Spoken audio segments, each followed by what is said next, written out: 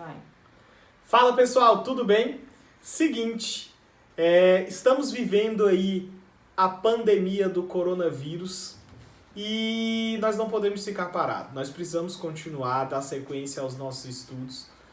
Estou particularmente morrendo de saudades de vocês, mas a gente sabe que é necessário, precisamos nesse momento estar em casa, nos preservar e nos proteger de qualquer tipo de contaminação desse vírus. Beleza? Mas vamos dar sequência aos nossos estudos. Vamos continuar aí estudando, para que vocês não tenham nenhum prejuízo acadêmico. Então eu te convido, a partir de agora, assistir às nossas aulas. Ficar sempre ligado, porque semanalmente nós estaremos postando atividades no blog, tá? Aulas e a partir dessas aulas, exercícios. Então vocês precisam fazer essas atividades para que vocês não se saiam prejudicados. Beleza?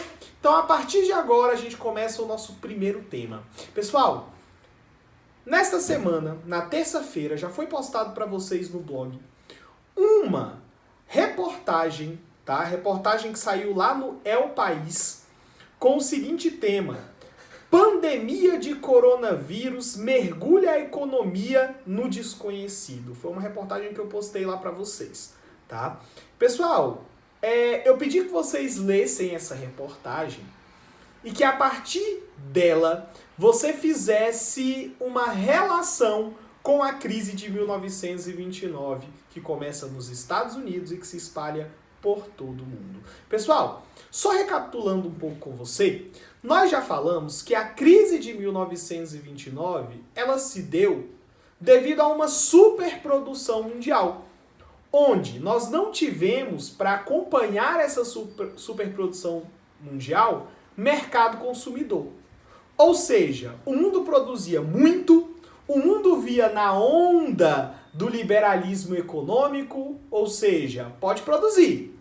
Tudo que se conseguir produzir, vende. Dobra a produção, triplica a produção, quadruplica a produção, quintuplica a produção, que vai vender. Só que chega um momento que tinha tantos produtos à venda, tinha tanta coisa para ser vendida, tantos automóveis disponíveis para serem vendidos, tá? Que chegou um momento em que não se teve mais mercado consumidor. E tá aí o problema. Como a indústria se sustentar, sendo que não existe mercado consumidor? Ora, em 1929, um grande problema então foi enfrentado. Porque as fábricas estavam abarrotadas e não tinha para quem vender. Os bancos haviam emprestado muito dinheiro nos últimos anos, 1926, 1927, 1928, 1929. Os Estados Unidos despontava como a maior potência mundial. Logo, as condições e facilidades para empréstimos eram muito grandes. Ora, quando veio o ano de 1929 e que não se tem mais mercado consumidor suficiente para toda aquela produção, a economia norte-americana quebra. E juntamente com ela, os bancos também quebram. E aí, pessoal, por que o banco quebra? Ora, porque quem tinha dinheiro no banco corre no banco para tirar seu dinheiro. E o banco, todas as vezes que você empresta qualquer quantia a ele, empresta? Como assim, Matheus? Empresta. Porque você, a partir do momento que deposita o seu dinheiro no caixa eletrônico do banco, o banco pega aquele dinheiro e aquele recurso ele vai emprestar a alguém. A partir do momento que ele empresta esse recurso, ele vai receber. Mas ele vai receber com o passar do tempo. Então, se todo mundo resolve correr no banco para sacar o dinheiro que colocou na poupança, o que vai acontecer? O banco não vai ter como pagar. E isso acontece no ano de 1929 e faz com que os bancos não consigam pagar todos os recursos que a população queria retirar. Resultado, o banco quebra. E junto com o banco, a Bolsa de Valores de Nova York também quebra. Porque em meio ao desespero da crise, todos correm para a Bolsa de Valores com o objetivo de vender as suas ações, mas não conseguem vender. Por quê, galera? Porque as ações estavam, o mercado de ações superlotou, porque todo mundo está tentando vender a ação junta no momento que não é favorável. Resultado, a Bolsa de Valores quebra. Então, gente, essa crise foi gerada exatamente por quê? Porque faltou uma intervenção do Estado na década de 20, uma intervenção do Estado na economia para dizer, ora, produz menos, ora, não vamos ter mercado consumidor suficiente para todo mundo. Por quê? O mundo vivia na onda do liberalismo econômico. Galera, pedi então para você, após a leitura da reportagem do El País, para que você relacionasse isso com a crise de 29. Por quê? Galera, estamos em breve prestes a sofrer novamente essa crise. Na verdade, nós sabemos que no Brasil os efeitos da crise econômica de 2008 são sentidos até hoje. Nós fomos o último país a sair da crise econômica. Então, galera, infelizmente, esses efeitos eles ainda são sentidos até hoje. Mas, agora, com o Covid-19, com essa nova crise provocada pelo vírus, provavelmente, nos próximos meses, quando a situação desse vírus passar, nós provavelmente iremos entrar em uma recessão econômica. E o Brasil vai ter novamente que superar uma crise. Não só o Brasil, mas o mundo. Porque nós sabemos que esse vírus ele parte da China e agora ele se espalha por todo o mundo. Pessoal, não é uma crise econômica diferente de outras que vai se instalar ao mesmo tempo em todo o mundo. Mas ela vai se instalando aos poucos em diferentes países, tá? Em tempos diferentes. Então nós vamos ver que em tempos diferentes os países vão sofrendo com essa crise. E lógico, gente, os Estados Unidos, bem como outras potências que compram muito do Brasil, sofrendo a crise, automaticamente essa crise chega aqui também. Sem falar que é uma crise provocada diretamente, instalada diretamente no Brasil, já que o pequeno comerciante, ele deixa de ter recursos. Vocês estão acompanhando que com as medidas do governo, o comércio está fechado. E a partir do momento que o comércio fica fechado, esses comerciantes eles não têm como pagar as suas contas. Então provavelmente nós vamos ver uma onda de comerciantes fechando as portas exatamente porque ele não tem recursos para pagar suas contas, tá?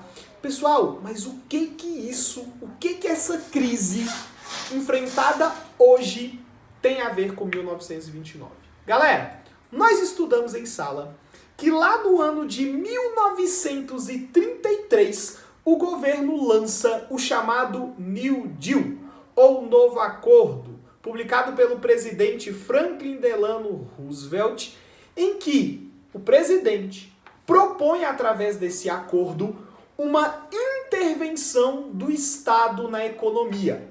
Ou seja, a partir daquele momento, o Estado passaria a intervir diretamente na economia com o objetivo de evitar uma crise ainda maior. Ou seja, o Estado começa a investir em infraestrutura, o Estado começa a conceder benefícios aos empresários, aos donos das fábricas, aos comerciantes, para que eles não fechassem o seu negócio e gerassem, assim, uma taxa de desemprego muito maior. O Estado começa a tomar medidas para que a indústria continue produzindo, para que ela não gere aí uma crise muito maior. Pessoal, estamos vendo isso novamente no mundo no ano de 2020. Com a crise provocada pelo Covid-19, o mundo novamente vai ter esse olhar à economia. O mundo novamente vai olhar a economia e o Estado vai ser necessário para socorrer a economia?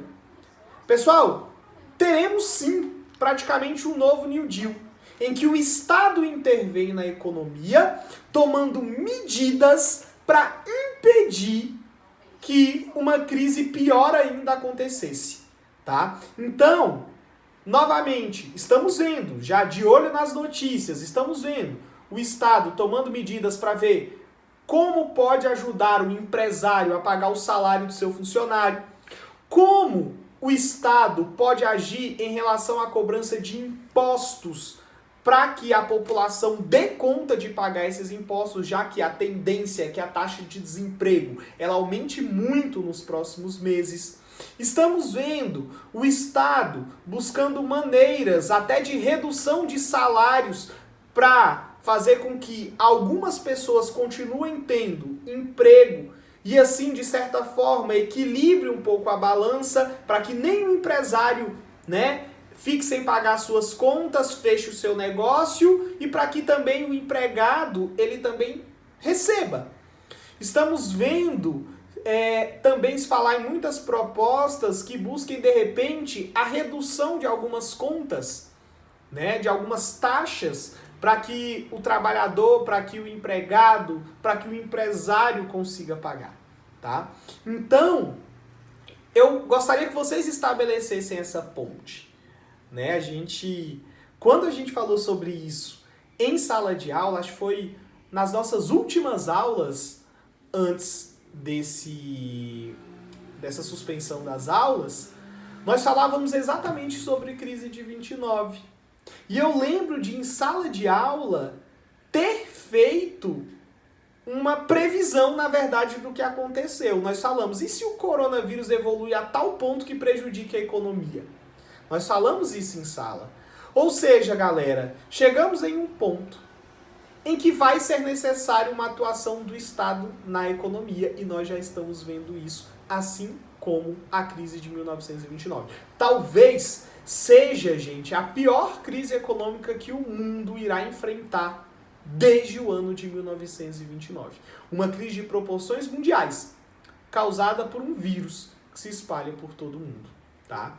Então, esse é o recado para os meninos aí do 9º ano de hoje. Nós vamos postar também aqui no blog, tá? Uma atividade que eu gostaria muito que vocês fizessem, tá? Façam essa atividade, deixem essa atividade no caderno de vocês, porque assim que nós retornarmos, eu irei olhar essa atividade e vamos então discutir alguns pontos sobre ela na nossa aula, beleza? Pessoal, então continue acompanhando, tá? Que nós estaremos a partir de agora sempre por aqui, toda semana com uma videoaula, tá? Para que vocês continuem dando sequência aos estudos. Podem também abrir no capítulo do livro de vocês sobre a crise de 29 e dar uma lida, tá? Dá uma lida, faça o seu resumo sobre o capítulo, que vai ser extremamente válido aí para vocês. Beleza, pessoal? Aguardo vocês na nossa próxima aula. Dúvida, lamentação, amargura, dor no peito, taquicardia? Não? Então, beleza. Ficamos por aqui. Obrigado, gente. Tchau, tchau.